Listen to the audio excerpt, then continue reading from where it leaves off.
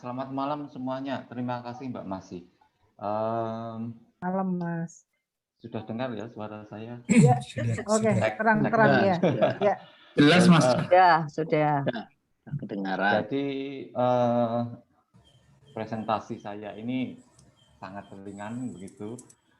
Mungkin tidak begitu ilmiah karena ini hanyalah sebuah informasi, share informasi saja. Oke, yang pertama-tama juga sebelumnya saya ingin mohon maaf nih sama Mbak Nini dan TAAI. Baru sekarang ini saya sempat gabung, sudah diundang beberapa kali, tapi hari ini saya baru sempat bisa bergabung, mohon maaf sekali. Moga-moga ke depannya ini kerjaan agak sudah berkurang, jadi bisa lebih rutin bergabung. Ya. Terima kasih. Sesepuh loh ini Mas Herman, sesepuhnya PAEI. Monggo Mas. Iya. Jadi saya share dulu.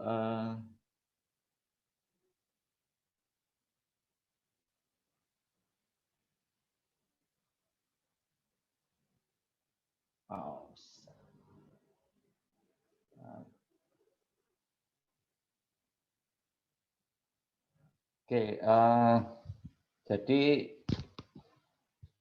presentasi saya berjudul Menjenguk Prasasti Koleksi Museum Volkenkunde Leiden. Jadi ini sangat ringan, kita akan melihat koleksi prasasti yang dimiliki oleh Museum Volkenkunde Leiden. Mengapa saya beri judul dengan menjenguk? Karena memang pada waktu itu ketika saya masuk melihat-lihat koleksi itu saya merasa bahwa saya kayak melihat mengunjungi barang milik kita yang di rumah orang lain, yang ada di tempat penyimpanan orang lain, lebih-lebih di Belanda begitu. Saya seolah-olah kemudian saya merasa kayak menjenguk begitu.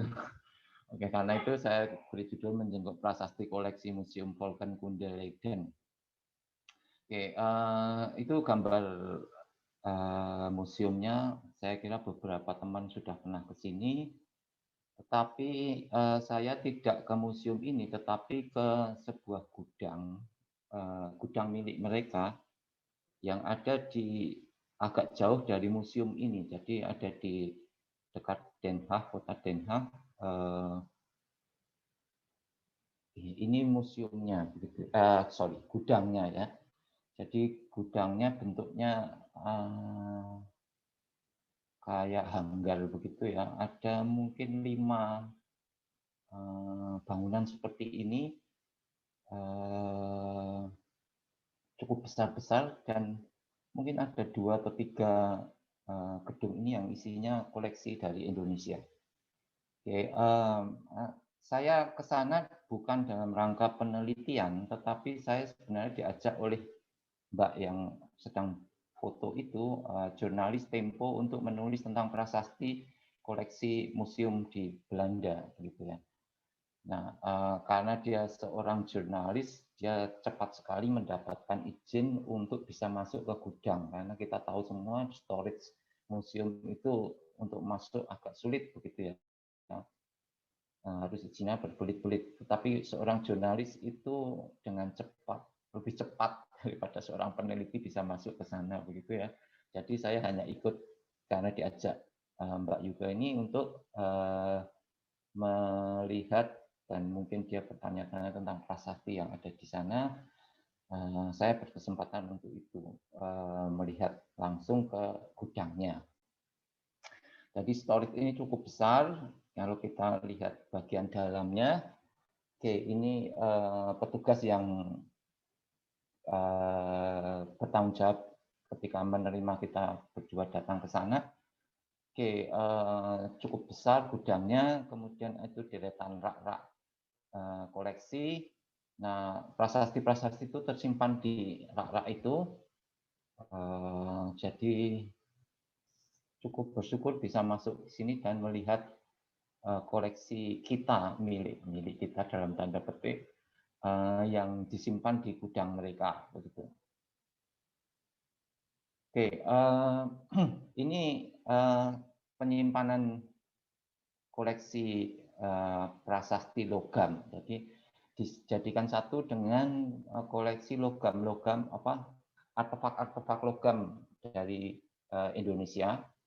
Jadi disimpan di rak-rak itu ada cukup banyak. Nanti kita lihat prasasti-prasastinya dan terawat dengan cukup baik begitu ya. Saya melihatnya begitu. Ini yang prasasti-prasasti dari logam. Kemudian ini yang prasasti dari batu ya. Jadi dijadikan satu dengan artefak batu seperti arca dan sebagainya itu. Nah, yang di bawah itu ada dua prasasti, nanti kita akan bicarakan itu. Kita akan menjenguk mereka berdua itu. Oke, jadi prasastinya aman-aman saja selama ini dan terawat dengan cukup baik. Walaupun sebenarnya tidak didisplay ya, secara khusus di museumnya hanya ada satu itu display yang temporer sebenarnya. Mungkin sekarang sudah tidak ada lagi. Jadi rata-rata hampir semuanya disimpan di storage-nya. Oke, sebagian waktu kita datang ke sana itu sudah disediakan meja khusus itu dan prasasti-prasastinya sudah ditaruh di atas meja itu sehingga kita bisa ngecek satu persatu. Cuman mohon maaf foto-fotonya per prasasti itu tidak selayaknya nanti akan kita lihat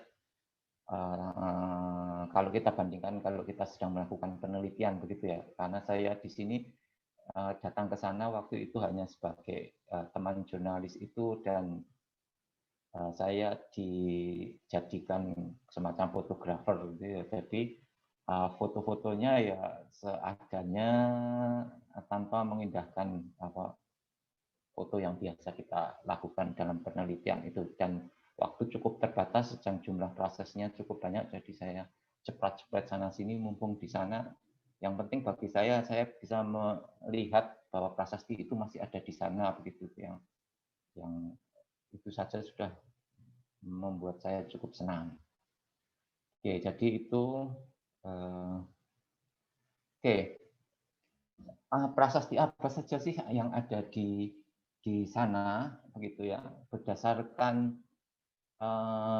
daftar inventaris yang mereka punya, dan saya juga lihat-lihat di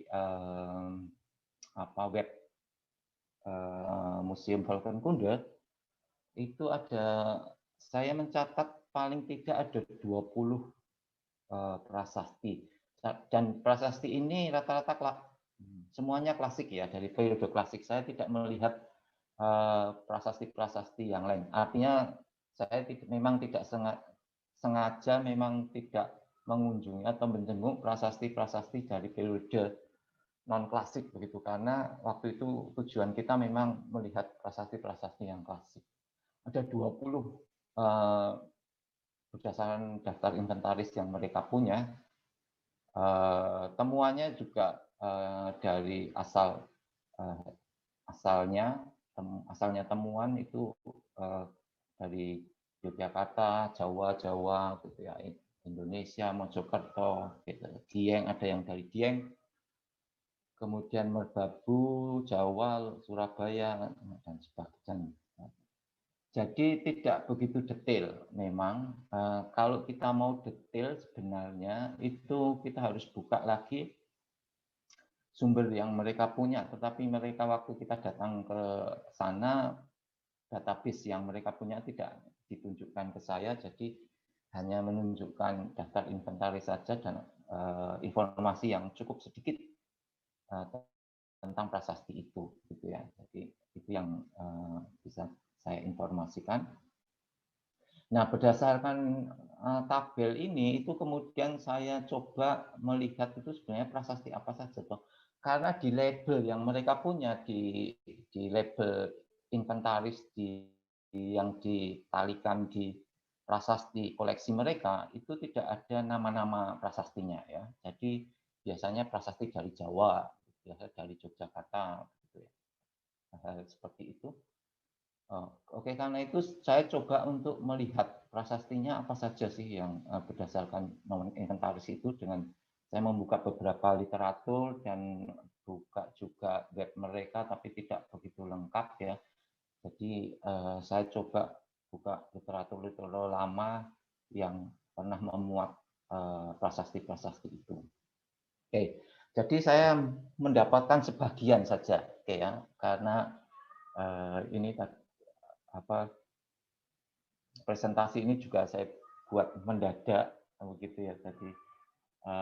Ada beberapa yang belum saya temukan nama prasastinya, tapi paling tidak ini yang bisa saya informasikan. Nanti kalau saya bisa nemuin yang lain lagi, kita bisa sampaikan. Jadi ada prasasti Kalirungan 804. Empatnya ini angka tahunnya masih ragu-ragu, logam. Kemudian Erkuing atau Pohgaluh, jadi itu menyebut dua desa di Pohgaluh dan Erkuing, tanpa angka tahun, logam. Kemudian bintang Mas A dan B, yang A itu tidak angka tahunnya rusak, kemudian yang B itu 841 Saka, ya itu dari logam. Kemudian ada prasasti di Manasrama itu tanpa angka tahun, tapi Yanis Mantristi ya di disertasinya dia itu mengatakan mungkin dari periode Airlangga, gitu ya. Logam, kemudian prasasti Tulangan 832 Saka, 8-nya juga diragukan apa masih didebatkan dari logam, begitu ya. Kemudian prasasti yang dari Mojokerto ini nomor 7 itu prasasti Bungur atau sering juga disebut prasasti Kancana 782 Saka, tapi itu tinulat dari periode berikutnya. Oke, kemudian prasasti Sogamerta 861 Saka logam. Ini prasasti yang pernah ditulis di buku kecilnya oleh Mbak Titi. Kemudian ada prasasti Cebongan tanpa angka tahun dari logam. Kemudian temuan dari Dieng prasasti Ratawun 2 803 Saka juga dari logam.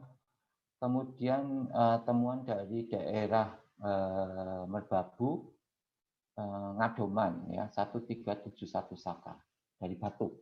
Oke, nanti kita akan lihat satu persatu, moga-moga tidak membosankan, tapi paling tidak kita mencoba melihat kondisi prasastinya itu sekarang kayak apa, yang beberapa prasasti mungkin sering di-refer oleh Bapak dan Ibu dan teman-teman semua, tapi kadang-kadang kita penasaran kayak apa sekarang prasastinya begitu yang disimpan di negeri Belanda sana. Oke, kita mulai dari prasasti Kalirungan ya. Oke, fotonya seperti yang saya katakan dari awal tadi memang seperti ini. Saya tidak bisa memfoto dengan cukup baik karena waktunya juga sangat tergesa-gesa begitu, dan tentunya izinnya untuk penelitian dan sebagainya itu kan berbeda dengan kunjungan jurnalis sehingga mereka tidak membolehkan memfoto dengan kayak kita melakukan penelitian. Oke, prasasti Kalirungan ini 804 ya, Saka atau 962 Masehi. Dari masa Kayuwangi, bercerita tentang wihara di Kalirungan gitu ya. Kondisinya patah dua begitu ya. Tapi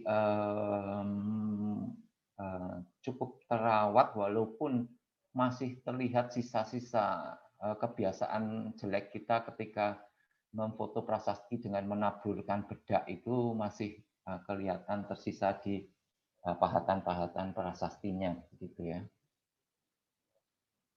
Oke, yang kedua ini prasasti Erkuing, temuan di Dieng ya, dikeluarkan oleh Daksa ya, tentang Sima di Poh, sorry itu salah tulis, Poh Galuh dan Erkuing. Sudah saya kira sudah di-refer beberapa, sudah pernah dibaca beberapa peneliti, kondisinya memang patah di bagian kiri itu ya, sehingga angka tahunnya tidak bisa terbaca. Oke. Bintang Mas A dan bintang Mas B. Oke.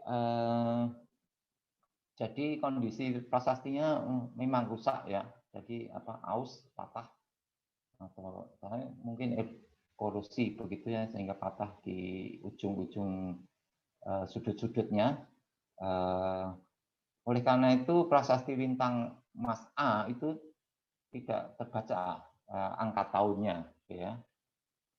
Nah kemudian jadi prasasti ini satu prasasti memuat dua angka tahun begitu ya. Yang pertama itu baris A itu dari baris pertama sampai di tengah-tengah di baris ke-6. Kemudian di baris ke-6 itu dilanjutkan dengan prasasti dengan pertanggalan baru 841 begitu ya. Kemudian dinamakan prasasti bintang Mas A dan B. Oke, ini dikeluarkan oleh Daksa. Isinya tentang itu ya, kalau mungkin Bapak Ibu banyak yang sudah tahu. Perselisihan tentang dana yang harusnya masuk di Desa Mangulihi, kemudian oleh Kayuwangi itu di stop gitu ya, kemudian mereka protes ke Jaksa, oleh Jaksa kemudian dibiarkan, artinya tetap harus seperti yang ditetapkan oleh Kayuwangi karena harus menghormati raja yang lalu begitu katanya. Oke, kondisinya seperti ini. Oke, ini prasasti di mana Srama, begitu ya.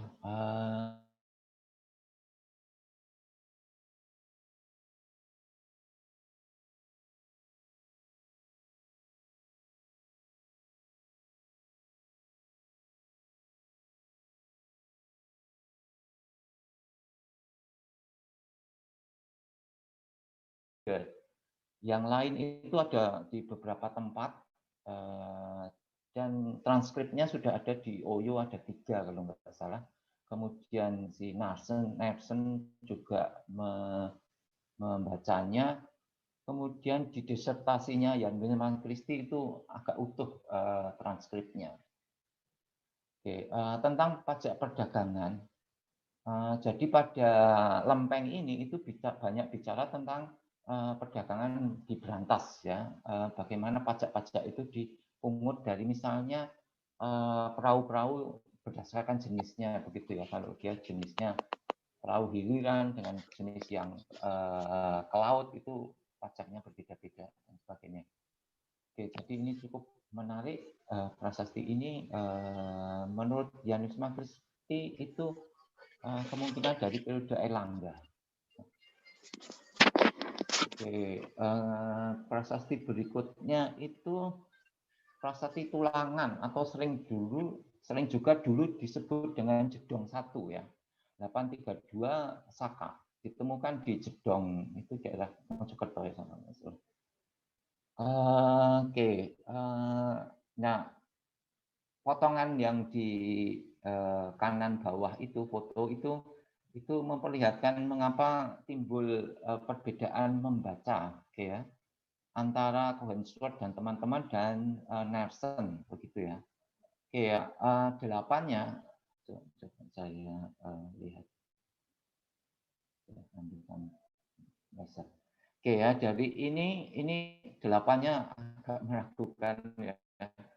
karena 8-nya biasanya kan segitiga seperti itu. Ini ada nggak tahu kok ada ke atasnya itu, sehingga kemudian ada awal-awal itu dibaca 932 begitu ya. Kemudian Nelson mengatakan kalau dilihat dengan isinya, karena ada nama Balitung walaupun agak meragukan nama itu, kemudian lebih yakin 832 begitu ya. Oke. Jadi ini ada perdebatan masalah angka tahunnya begitu. Prasastinya cukup bagus, bisa terbaca, tapi ada beberapa menurut Nelson itu ada beberapa yang anakronisme di sana. Saya kira itu tinulak mungkin ya. Oke, kalau tertarik membaca ini transkripnya, mencari transkripnya ada di artikelnya Nelson yang di BKI itu yang tentang tiga prasasti dari koleksi Museum Dolkenkunde. Oke, ini kemudian ada prasasti Tinulak, Bungur A, gitu ya, atau Kancana, atau sering disebut Gedangan karena ditemukan di dekat Sungai Gedangan di Sidoarjo kalau nggak salah ya. 782, tapi ini Tinulak, jadi ya kalau kita lihat aksaranya kita bisa langsung tahu itu aksara periode Majapahit mestinya ya. Jadi seperti itu. Isinya tentang penetapan Sima di Bungur Kidul. Oke. Makanya prasasnya kemudian dinamakan prasasti Bungur. Oke. Jadi kondisinya cukup bagus kalau Anda tertarik untuk membacanya dengan cepat. Saya kira bisa terbaca. Oke, Subamerta. Kenapa saya tidak? Oh ya, oke, Sobamerta. Saya kira saya tidak memberi penjelasan banyak ya. Kenapa? Karena mungkin Anda bisa baca buku kecilnya Bu Titi. Saya kira ditulis itu yang diterbitkan oleh aku sudah nggak salah ya. Oke, angka tahun saya ragu-ragu itu Sobamerta atau bukan. Kemudian saya lihat close up di angka tahunnya, ternyata benar 861 ya. Saka. Jadi kondisinya masih cukup bagus ya. Jadi bersih dan tulisannya jelas, bisa kita baca dengan cepat. Berikutnya, nah ini prasasti yang cukup menarik ya. Prasasti Cebongan. Saya kira namanya saya nggak tahu. Ini hanya temuan dari Cebongan ya, tanpa angka tahun begitu. Ada beberapa tulisan tentang prasasti ini. Jadi prasasti ini cukup unik karena di latar belakang, seolah-olah di latar belakang aksara itu ada gambar seorang perempuan yang sedang menggendong dengan selendang begitu seorang bayi gitu ya. Oke, prasasti ini pernah ditulis oleh beberapa teman. Saya kira Kayato menulis, kemudian yang terakhir itu Arlo Griffith dan Mareike Klokke itu nulis satu artikel bareng dengan satu penulis lain, saya lupa namanya. Oke, itu bisa dilihat di situ. Saya kira ada transkrip lengkapnya juga. Hanya ini adalah sebuah darani sebenarnya, semacam mantra begitu ya. Oke, berkaitan dengan berhubungan dengan mantra untuk supaya kalau melahirkan itu aman begitu ya, sehat dan terselamatkan begitu. Ada banyak perdebatan mengenai tokoh. Jadi saya close up yang kanan itu ya, yang kanan ini ada tokoh di sini. Sebenarnya utuh dia dari atas, dari kepala sampai kaki. Saya close up supaya jelas. Saya kira moga-moga bisa jelas dilihat di laptop atau HP Bapak Ibu dan rekan-rekan semuanya. Ini sebuah darani dengan aksara Jawa kuno. Kemudian yang menjadi perdebatan juga adalah tokoh ini siapa yang dipahatkan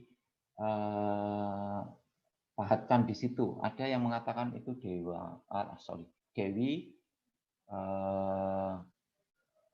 Ryan kah atau siapa begitu ya.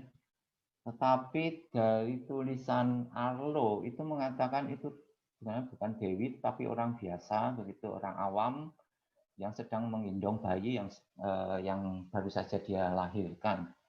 Berkaitan dengan juga Dharani itu sendiri sebagai mantra kesehatan atau keselamatan untuk kelahiran gitu ya. Jadi ini tolong nih, aku sedang bicara. Jadi itu yang bisa saya informasikan. Saya tertarik sekali karena banyak teman-teman itu waktu saya di Belanda mau meminta saya khusus untuk mengunjungi prasasti ini, masih ada di sana atau tidak kan? Ternyata ada di sana dan dalam kondisi yang aman. Oke, kemudian prasasti Ratawun ya. Kondisinya seperti itu, bedak yang ditaburkan oleh para epigraf yang mau memfoto dengan hasil yang bagus itu masih terlihat jelas. Oke, saya ragu-ragu awalnya itu tahun berapa, tahun 1 atau 2 begitu ya. Kemudian saya coba lihat beberapa referensi dan saya cek angka tahunnya, saya close up benar 8 seperti lingkaran merah itu 803 ya 803 saya kira. Ya 803, kemudian ada I Ratawun yang saya lingkari kuning itu. Kemudian referensi mengatakan ada 2 Ratawun ya. Yang satu itu Ratawun 1 803 Saka sama itu ada di Museum Nasional dengan nomor inventaris E9. Jadi ini 2 prasasti yang isinya sama. Ratawun 2 dan Ratawun 1. Oke, isinya tentang penetapan Sima di Ratawun, di desa Ratawun. Oke ya.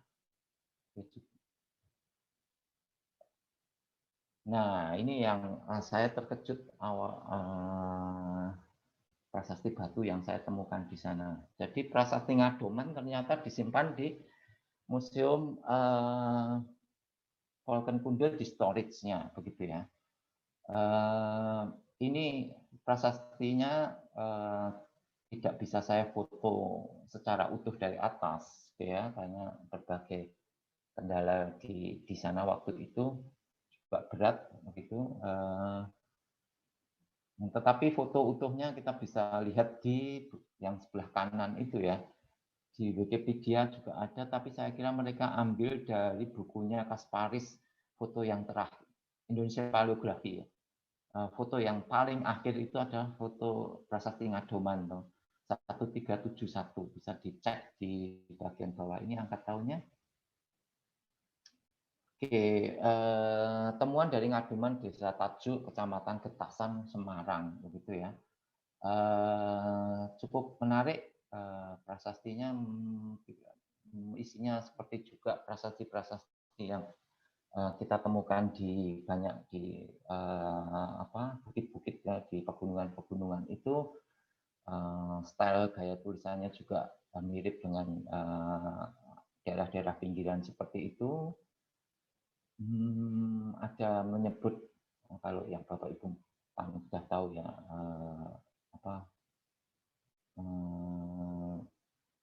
kata yang kita terjemahkan sebagai Gunung Merbabu di prasasti ini. Oke, nah ada satu prasasti lain batu yang saya cek itu, saya lihat ternyata setelah saya dengan agak memaksa untuk menyuruh petugasnya mengeluarkan dari situ karena saya penasaran sekali, ternyata itu adalah cetakannya repro dari prasasti dari yang temuan dari Gurit itu ya, Blitar. Ya, jadi repro dari Gibbs ya. Jadi dan ternyata setelah saya cek ada banyak sekali museum storage itu mereka menyimpan repro-repro semacam ini. Oke, itu yang bisa saya sharekan informasi yang saya dapatkan. Saya berharap teman-teman ini dan Bapak Ibu semuanya bisa bisa melihatnya, artinya oh ternyata masih ada di sana dengan aman, begitu ada di salah satu gudang-gudang itu ada di gudang-gudang itu dan dalam kondisi yang seperti yang saya tampilkan tadi, ada 20 lempeng, ya. Jadi nomor inventaris itu berdasarkan lempeng, dan derajat prasasti-nya jumlahnya cukup tidak banyak. Yang coba kita balik lagi ke tabelnya. Jadi ada, kalau kita hitung ya, 1, 2, 3, 4, 5, 6, 7, 8, 9, 10 prasasti yang bisa saya deteksi. Yang lain itu nanti coba saya lihatnya lagi. Tetapi kalau melihat nomor inventaris ini mungkin dekat-dekat ini masih ada 1, 2, 3 prasasti lagi, 3 bundel prasasti lagi mungkin ya. Oke. Baik, seperti itu yang bisa saya tampilkan, dan prasasti-prasasti itu masih aman di salah satu gudang itu. Terima kasih atas perhatiannya. Saya